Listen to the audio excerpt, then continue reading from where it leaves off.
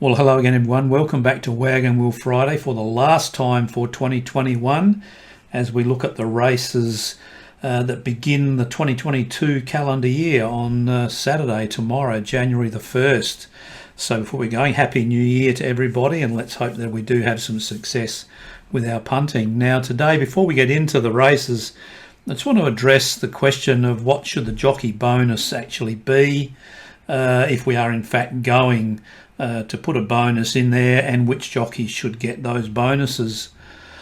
Now if you type in jockey ROI, of course ROI standing for return on investment, into Google, the first thing that should come up will be access to punters.com.au, where we can get access to the information about the top jockeys in Australia. Now at the moment when you open it up, it gives you the list for the season 2021-2022, which has been going for about 4 months or so, maybe 5 months, whatever, across all of Australia. And we see here that the top jockeys, William Pike, James McDonald, and then someone, there must be Queensland, I think, Clint Johnston Porter, then Damian Lane, and so on. And we can see that we get the number of winners that they've ridden from the number of starts that they've had, what their strike rate is, and their return on investment. So in the case of William Pike, he's got an awesomely high strike rate of nearly 30%, but his return on investment is negative if you backed every one of his mounts, whereas James McDonald, a lower strike rate of 25%, but slightly in positive territory if you backed all of those. So I've looked at the Melbourne data and downloaded it into a spreadsheet. Filling up the whole screen here looks like it's a massive numbers, doesn't it? On the left here is the current season, so that's the last 4 or 5 months of racing, and then on the right hand side here is the data from all of the 2020-2021 racing season. I just want to talk you through some of the things which lead me to my view about what to do about the jockey bonus. You know, the top jockey last season was Jamie Carr, rode a winner 1 time out of every 5 that she hopped on board. Return on investment though was negative 5%. And then we come down, I've got these ranked in order from the most successful in terms of number of winners down to going down lower, and these are the top 25, I think, jockeys in the metropolitan area in Victoria over that season. You know, some interesting things to note here. Jamie did ride the most winners percentage wise, and of course the most winners overall, but return on investment negative 5. If you look at this season, she's got off to a bit of a horror start. Now she was suspended for quite a while. Strike rate is still okay at 14%, but return on investment, if you're backing all of her mounts over this last period, minus 50%, which is not very good, is it? But if you look at someone like Damian Lane, strike rate last season was 14.5%. He's maintained that strike rate, but not only that, his return on investment is positive just. And so, you know, I think Damian Lane is a jockey of the highest quality. Some other interesting things to look at. T.O. Nugent last year had a return on investment of 85% and a strike rate of 13%. Now that 85% return on investment would have been because he's ridden several very long price winners, because when we look at this season, his strike rate has come down to 5% and his return on investment is now negative 61%. So T.O.'s not the sort of jockey that I would be wanting to say is deserving of an awesomely good jockey bonus. Some jockeys that would be considered to be of the highest quality, Damien Oliver and Craig Williams, for example. Strike rates are not all that special, really. When you look at last year, Damien got 10.6% strike rate, Craig Williams 9.9%, but their return on investments were quite negative. And this year, not much better. Strike rate's a bit better at 12%, 12.7% there for Oliver and 12% for Williams, but return on investment still negative. So even though they are jockeys of the highest quality, so the question for us to decide is, do we give them a bonus for being a superior jockey? There are others though that do come into the mix that we could consider. So for example, Luke Nolan currently almost 14% strike rate and a positive return on investment, as is Brett Preble. He's got the highest strike rate at the moment at 17.6% and a very good return on investment. But compare that to last year, his strike rate was only 8%, but he still had a very good return on investment. So certainly an argument to be made that Brett Preble could be given a bonus should you choose to do so. And so putting that all together and looking at it, you can see that some of the jockeys have extraordinarily negative return on investments, and also some of the strike rates are very, very low. Now, for me, the whole equation of doing this is just a challenge that's beyond me, I think. And so it's such a subjective thing, and I don't want to be putting too much subjectivity into the analysis. And so I'm really just going to be sticking at the moment to only 2 jockeys, possibly 3. I might add Brett Preble into the mix, but I'm going to be giving Jamie Kah and Damian Lane a 2-point bonus, mainly because I don't think the jockey factor is as strong as the change in class factor, which is worth 5 points, or the change in weight factor, which is worth 1 point per kilogram.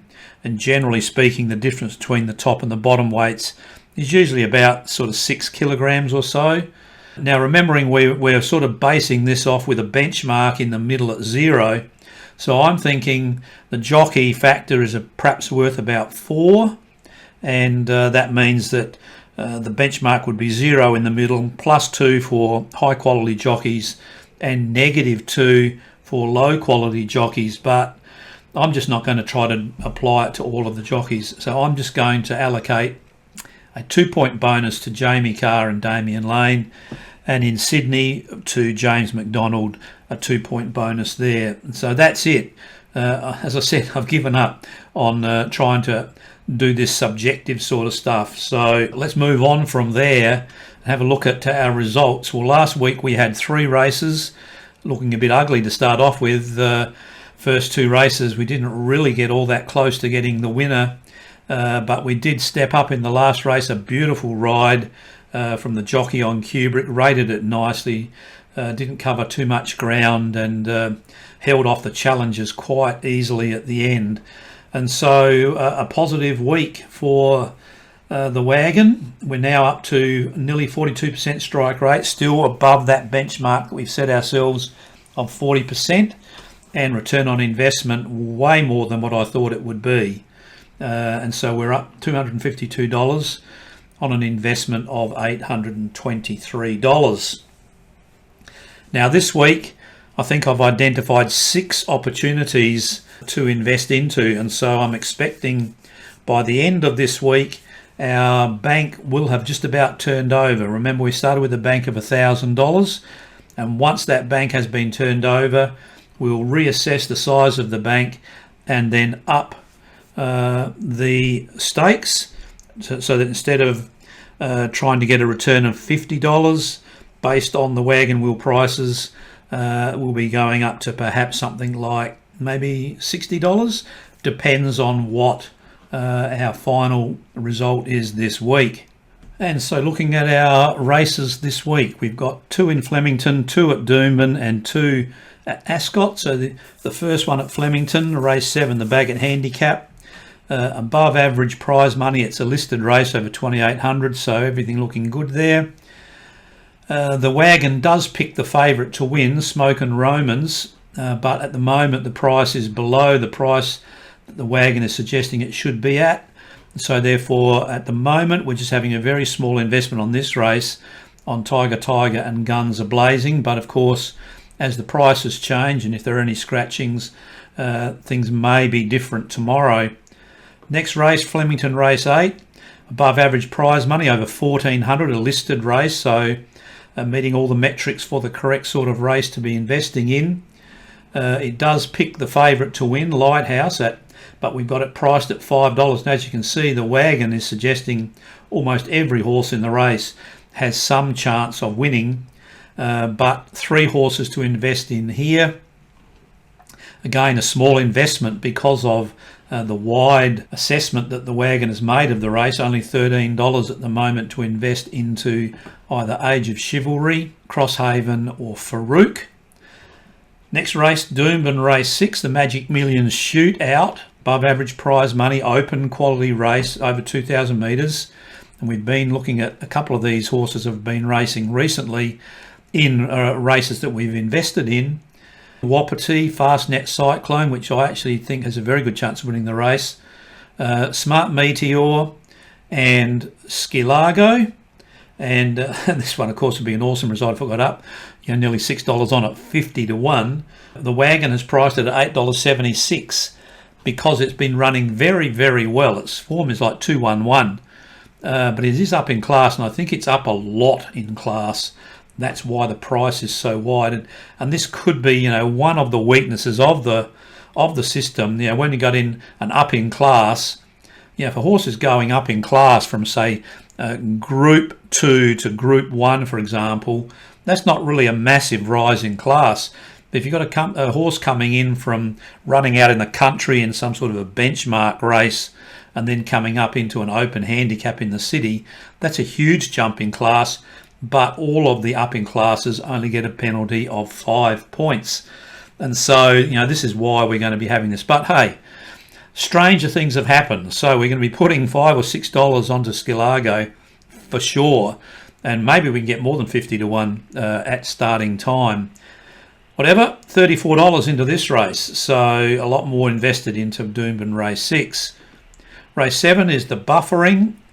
$200,000 race, set weights and penalties over $13.50, so fitting the metrics for the race nicely. Again, the wagon wheel says this is a very wide open race.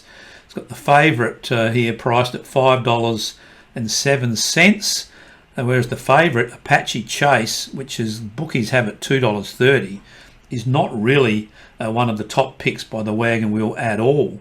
Interesting, sometimes the wagon is quite a way away from the bookies' thoughts and maybe the experts' thoughts as well.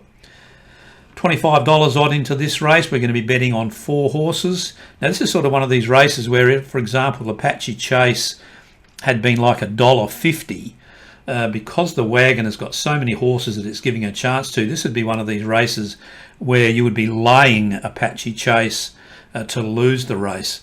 So not going to be happening though, because Apache Chase is not going to be starting at $1.50. But just saying that, if you've got a very short price favourite and the wagon wheel is saying that there's lots of horses with a chance of winning, then that's the opportunity to go to Betfair and lay the favourite rather than try and back the winner when the wagon is saying so many have a chance of winning. Second last race, Ascot Race 8 is $150,000 race, certainly well above average prize money.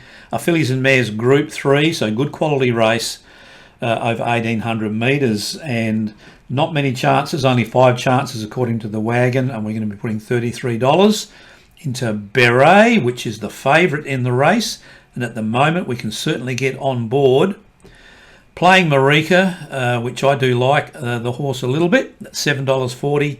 We're going to be betting on that one, and Jediva, another one of these outsiders, but it's got awesomely good form.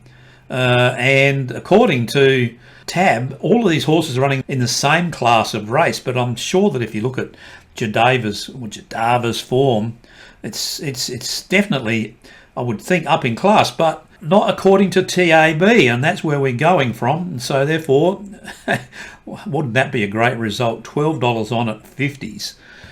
Okay, hold my breath on that one. But anyway, last race is the Perth Cup, $400,000 Group 2 over 1.5 miles.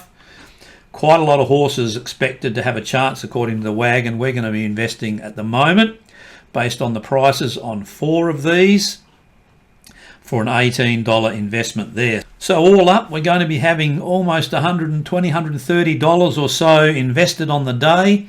So certainly getting close to have turned the bank over once.